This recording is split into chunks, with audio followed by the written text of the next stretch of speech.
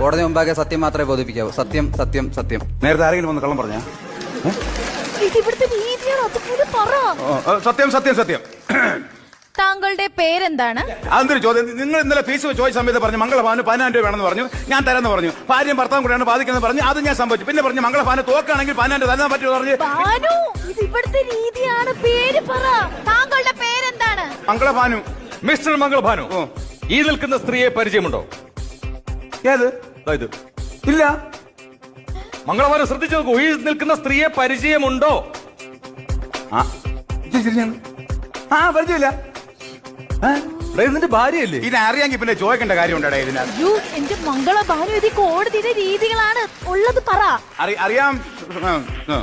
Actually എന്താണ് നിങ്ങൾ തമ്മിലുള്ള പ്രശ്നം? ആഴ്ചയിലല്ല പ്രശ്നം, ഡെയിലി പ്രശ്നമാണ്. അവളെ കല്യാണം കഴിച്ചതിന് ശേഷം ഡെയിലി പ്രശ്നം. എന്റെ ജഡേജ് നിങ്ങൾ മനസ്സിലായോ? അത് പിന്നെ ജഡ്ജ്